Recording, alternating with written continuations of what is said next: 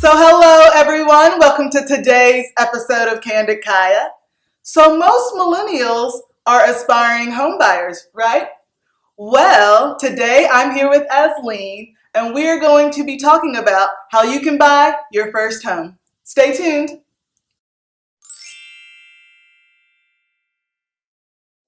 Hello Azline. Hi.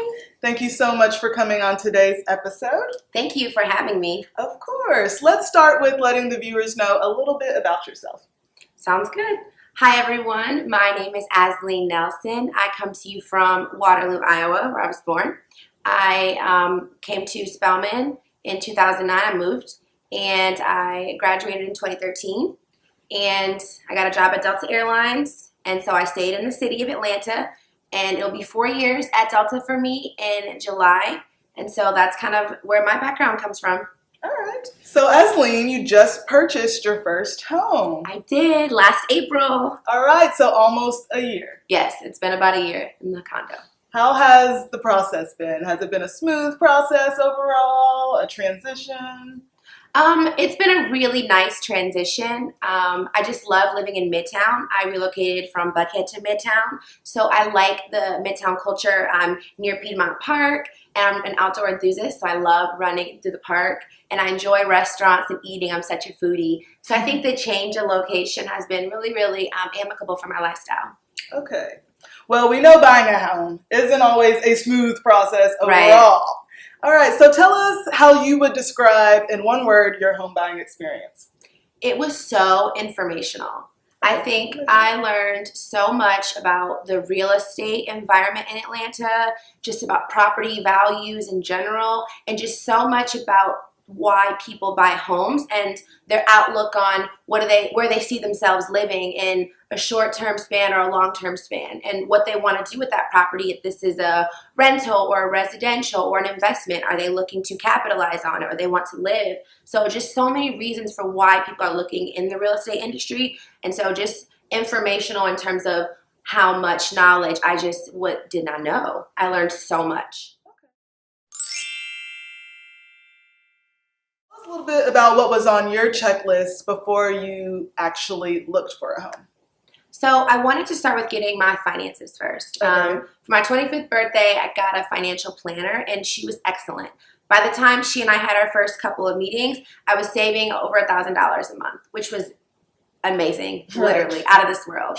And so I knew I wanted to have a different location, and I wanted to be close to public transportation because I don't have a car. Okay. So I knew that those were some of my non-negotiables. I wanted to live in Midtown near a lot of restaurants and like be in a walking environment. Okay. I was looking for the Carrie Bradshaw of Atlanta.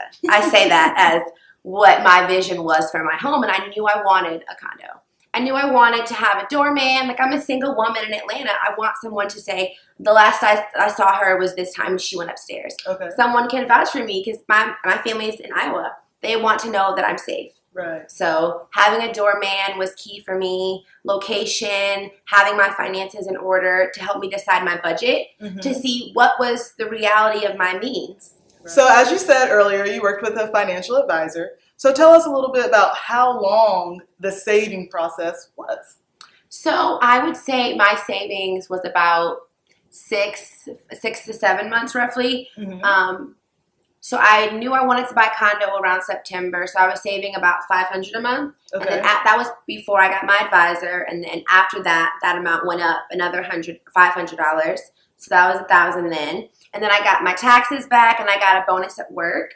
And by that point, I had found the building I wanted to live in. So I kind of had an idea of my budget and what it would take to live. So I would probably say about 6 to 8 months. And then I began being very frugal. Right.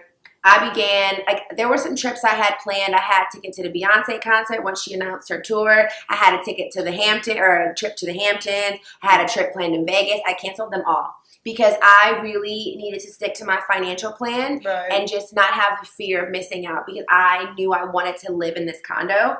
So it took a sacrifice financially, and my friends understood, but to really make sure that I wasn't left on the wrong end of the stick once I closed So I would say about 6 to 8 months. So tell us a little bit about your home searching process. Did you use a realtor? Did you self-look? What did you do?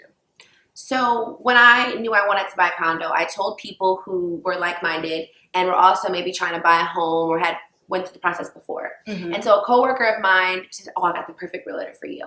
He worked at Keller Williams in Buckhead, and we hit it off perfectly. Like, I sent him an email, and we met the next week, and I let him know how serious I was. Before the meeting, I went to get pre-approved, Mm-hmm. and we'll talk about that a little bit later with the banks.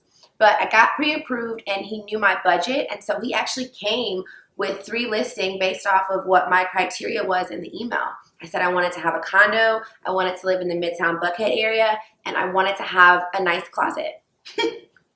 That was what I put in the email, and so that was what he looked for in his initial listings. Okay. And so we looked at 3 properties on our first meeting. We met at Starbucks, and we were just ready to go. All right. So do you suggest that most people look for a realtor? I think if you don't maybe know the area, Okay. I would consider just having someone that maybe can just understand what it is that you're trying to do, maybe can see your vision of life and just kind of help you provide suggestions. So now that we found the house we want to get and we want to qualify, what do our finances really have to look like? So I would take a look at, what you're currently spending on your rent and your utilities and other costs that you currently maintain to live where you live, and just see where it is where you could take a jump and increase that amount and what else will be sacrificed if you need to do so.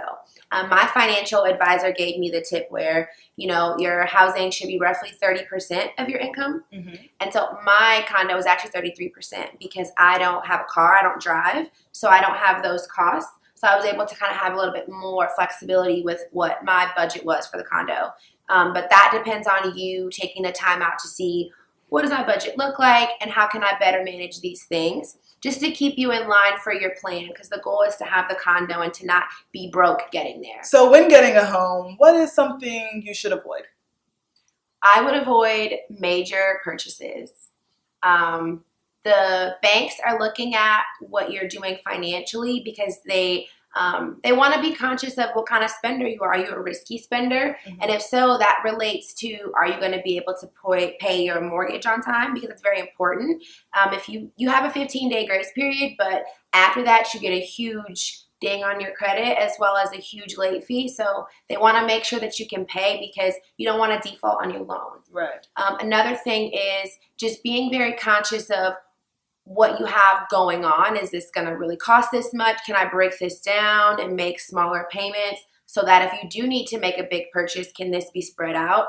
I would not recommend opening up a $2,000 Bloomingdale's card and just unnecessary credit that is really going to put your potential at being a good standing lender in jeopardy. Right. Tell us a little bit about the different loan options one gets when purchasing a home. So there are 2 types that are primarily used. There's an FHA loan and a conventional loan. Each are a bit different, but I chose what was best for me, which was the conventional loan. Mm-hmm. I chose to have my broker be a community credit union because they have a lot less fees than your larger banks like Chase, Wells Fargo, and Bank of America. And oftentimes, depending on what kind of residential you're buying, they only accept the certain type of loan. This is only FHA loan. They don't take conventional loans. Conventional loans are a bit more flexible. I did 3% down for my down payment. Sometimes FHA require 5%. And then for mine at the credit union, my PMI, my private mortgage insurance, is paid by the lender, and it's an escrow. And so that means that it's all bundled up into this one fee I pay within my mortgage, and then they itemize the rest on their end. And that's very simplified for me, but I still have everything I need to keep my loan in good standing.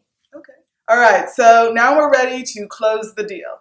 Tell us a little bit about your overall closing experience. It was great. A few days before my set closing date, I thought the date I was going to close, your closing date is confirmed when you get your final closing disclosure, and that's going to itemize exactly what is financially what's pertaining to your new property. It's going to say, well, these are the line items for what you need to pay, what it costs to live here, to move here, whatever your mortgage is, the different fees that come with that. And it'll also say what the buyer or the lender is all paying for. It's all itemized out for you. You sign and agree, and then you accept that you'll come to close with this amount. And then once you accept that and the bank receives the document, then they set you up, oh, yours going to be Friday at 9 a.m. Mm-hmm. So that was mine. I woke up, prayed, put some makeup on because I was going to go spend some money. So I wanted to look like somebody. And I showed up and I had my check with my my final closing amount. Mm-hmm. And it was literally an hour of just signing my name. Okay. So Azline, now I want to get just a little bit of your advice. Tell us 3 things to consider before buying a home. I would say know that homeownership is ongoing. It isn't just, oh, I buy this and everything is great once it is. Things break. You're now responsible for everything in that condo or that home. And so with that in mind, knowing the timeline of what that looks like. 2, knowing your non-negotiables, things that you're flexible on, non-flexible on. I was non-flexible on location, quality of life, and wanting to live by foods and restaurants and closet space. I could not negotiate those. And then I would just say, knowing that is this house for, okay, me and me for right now. So this is maybe 5 years, but this is just the first time home buyer. Maybe I want to get a house longer down the line with 5 bedrooms for an actual family. Right. So realizing that this is for now and keeping that as now within what you buy, what you put in it, knowing that you're probably going to buy again and want a bigger space and you'll have a lot more flexibility with putting in it and the things you're going to buy for it. Okay, good. How do you suggest that someone who wants to purchase a home saves in the meanwhile? I would say start small. You know the plan. Hey, I want to buy a house. Cool. Let's start just saving, and maybe I'll save $3,000 and see, oh, okay, this is what I've saved so far. Why don't I look and see what I'm paying now, and when is the right time to make this move? I think starting small is key for any plan and making milestones for yourself. So once I save $2,000, let me look into seeing what my credit score looks like. Let me look into seeing, what's the price of a realtor? What's the real estate market at right now? Is it high or low? Is it a good time? And then realizing, okay, I know I want to buy within 2 years. Cool. So I'm going to only go on 1 or 2 trips a year and save the additional money so that I can reach my milestone faster. And you'll find yourself motivated among those checkpoints. So Azline, my last question just is, what is your best piece of advice for aspiring home buyers? I would just say be really informed. Going back to your first question, my process was very informational because I took the time to do research. I looked at what my options were. I looked at what are some things that I should be paying for and should not be paying for. What are things that I can cut back on fees and put this money elsewhere? There are forgivable loans that you can qualify for that are income-based. There's so many different ways that you can cut costs here and there. So do the research and find out how. And don't be afraid to ask questions. Definitely pick your realtor or whoever you're working with, or research, Google, look online to find the answers to the questions that confuse you so that you can be able to avoid just the ignorance pitfalls of just not knowing basic information, because this is an ongoing process and you're never not going to know all the answers.